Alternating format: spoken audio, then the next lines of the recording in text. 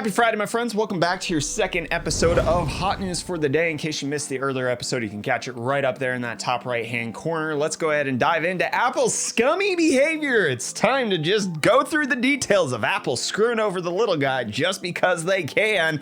Apple has apparently reached a settlement with a company that had a pear-shaped logo. We talked about this in Hot News a while ago when the lawsuit was initially filed, and the company is called Prepare. You can see their logos right here.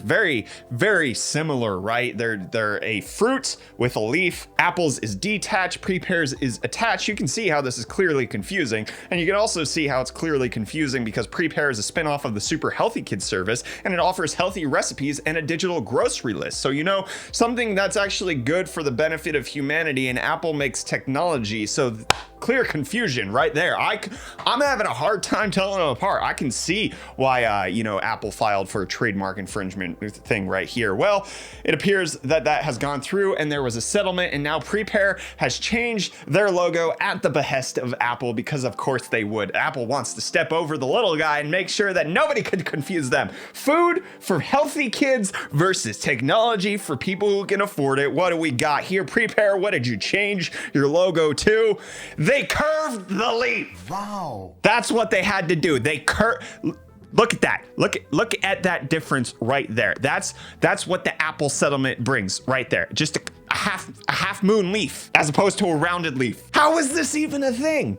Who at Apple? What part of Apple's legal team said, yes, in order to protect our company's trademark, we need to go after them because they are in clear violation of it? Who at Apple thought that this was going to somehow mean that they were protecting their company? Because that's why you do it. That's why you go after trademark infringement, is to protect your company and its image. Nobody, not a single dang person on the face of this planet looked at that logo and said, Apple.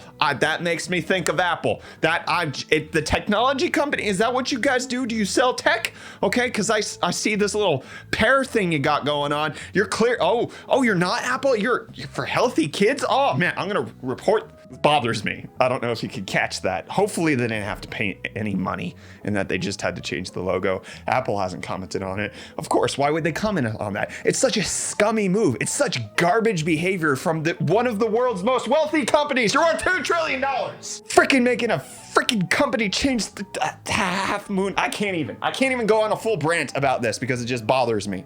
And Apple's kind of bothered right now. Let's talk about something that actually does affect them and does make some sense. There's a new bill in North Dakota that might have to make it so that Apple and Google have to allow alternative app stores on their platforms. This is being filed in the North Dakotan Senate as of right now, with the portions of the bill saying requiring a developer to use a digital application distribution platform or digital transaction platform as the exclusive mode of distributing a digital product. It would mean that they can't do that. It also would not allow them to require a developer to use an in-application payment system as the exclusive mode of accepting payment from a user to download a software application or purchase a digital or physical product through a software application, nor would they be allowed to retaliate against a developer for choosing to use an alternative application store or an in-application payment system.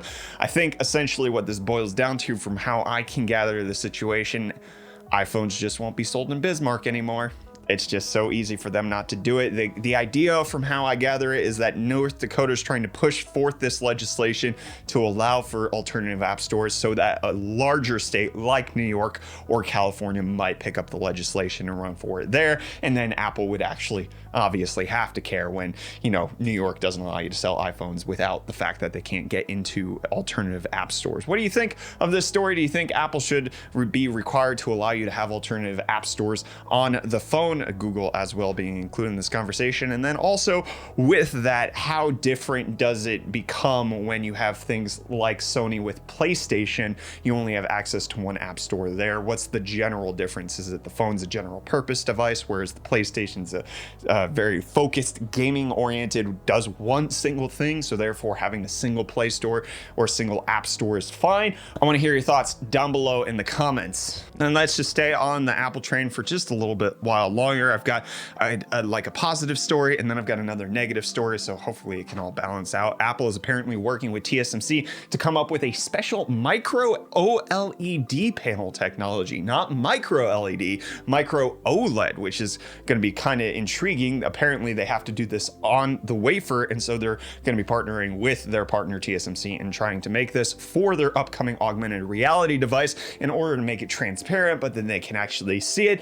This actually sounds really cool, and I'd love to see what this actually is developed into, but I'm not so excited that Apple's doing it, and nobody seemed very excited that Apple came out with the iPhone 12 mini, at least according to new sales data, which is suggesting that it kinda sucked. With the iPhone 12 mini just accounting for 5% of total iPhone 12 sales, which is not good enough likely for them to keep selling it, and this is essentially the round and round things have gone. People say that they want a small phone, company makes small phone, nobody buys small phone, company stops making small phone, but then people say they want small phone, which we're on the circle right now, my friends, and Microsoft's on the circle of trying to get people to buy their Surface Duo by dropping the price and releasing it in more regions. It's arriving in Europe next week for the price of $9.99, which actually isn't too bad. It originally launched, I believe, at $13.99, which was way too dang expensive. It always looked really cool. I was very excited. Android handset with that it looked really awesome, but I wasn't never going to pay that price. Still not going to pay $9.99, but I'm more intrigued now, Microsoft, so you're doing the right thing there.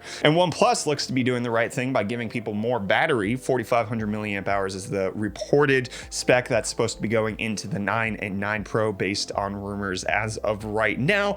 And OnePlus's co-founder, who has left the company and started another company known as Nothing, is apparently going to be launching wireless earbuds later this year after they've achieved a lot of money through venture capital, and now they're going to be marketing things that are supposed to be lifestyle products. Okay, we're not just building products, we're building an ecosystem of smart devices. We'll start with simpler products, wireless earbuds. We're going to have multiple products throughout the year, not just audio products, and eventually we want to build it so these devices talk to each other, like Apple. Speaking of talking, the Biden administration is talking about potentially doing something about the chip shortage that's going on. President Biden is going to be signing an executive order that's going to conduct a supply chain review. So no physical plan in place as of right now. They're just going to look to review what's going on, so to potentially come up with a plan at some point if it ever happens. This is after companies like Apple and AMD came up to them and was like, hey, listen, things are really bad. And they were like, okay, we'll look into it. And that's what they're doing. They're looking into it, and you should look into who's a good boy.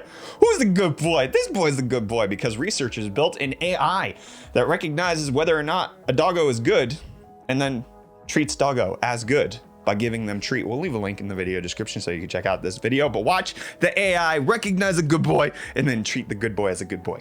And that's how I feel about Teslas. You just want to say, "Ooh, who's a good boy? Who's a good boy? Oh, come here. We're smart someone. Oh, come here, boy. Come here, boy." Anyways, EVGo is apparently going to be supporting Tesla cars at 600 fast charging stations. This is just going to make it more prolific for people to actually be able to get charging on Teslas at various locations, and hopefully make it so that you don't just have to be on the supercharger network. Any more options is always better, so I'm glad to see this. But there's also more options on your entertainment when it comes to Tesla, at least according to the Chinese update that just went through for their New Year update, which is bringing TikTok to Tesla. Yes, I've always wanted that, because TikTok on a Tesla, that's just how you got to do it. And how people are going to do it when it comes to getting a rebate for Teslas. This looks like it might be coming back. This is according to some legislation that is now being worked on in the United States Congress. The Growing Renewable Energy and Efficiency Now Act, also known as GREEN, will bring back some of the EV incentives that Tesla actually no longer qualified for because they actually sold out of the program. They were only valid up until a certain portion of sales, and then it got phased out from there. Tesla smashed that, was the first company to do that, but now it looks like it can potentially be brought back to that, where you might be able to get a $7,000 tax credit for purchasing an electric vehicle. And it looks like there's also going to be some other tax credits for used electric vehicles. So if you're looking at picking up an EV, it might be a better time to do it in the short-term future if this bill actually gets through. It's been done before, but now that the Democrats have control of the House, Senate, and the presidency, they might actually be able to pass it because they tried to do it when Republicans were in control. We'll see if it ever plays out. But what's happening to play out in front of Ford is that their battery supplier for the Ford F-150 electric has just been banned from the United States over patent infringement and intellectual property violations, rather. LG versus SK Innovation. It was found that SK Innovation had violated on some of the trade secrets from LG, and then there was a motion for injunctive relief to block SKI from importing its battery cells and modules in the US, and it has now been ruled in SKI has been banned from importing its batteries to the US. However, it's not doom and gloom because they have a few years before the ban is implemented. So it does look like, according to SKI, they're going to be able to get batteries for the F-150 and Volkswagen's American MEB line for 2 years, and everything should be okay. And it's not necessarily going to be just completely awful. But they also said that they made their own battery technology. So wait, how much can you trust them? And Toyota is saying that they're going to be bringing out 3 new electric vehicles to the US this year. They're not going to tell us what they are. They're just going to say we have 2 fully electric and then 1 plug-in hybrid. Thanks, Toyota. Did I say Toyota at the beginning? If I did it, I meant it. I probably said Tesla. When I think electric, I think Tesla. Anyways, I'm thinking of you as I leave this episode of Hot News. Thank you for watching this week. Don't forget, we have a playlist of all the episodes so that you can catch up on anything you might have missed this week. Right in the top right-hand corner, our playlist of the tech news of the week. And why don't you get subscribed and hit the like button on this video so YouTube promotes our next Hot News to you so you can be fully informed on the tech news that's going around the world. With that being said, I've been Brett, your host. Thank you so much for watching, and I'll catch you in the next episode. Cheers, my friends.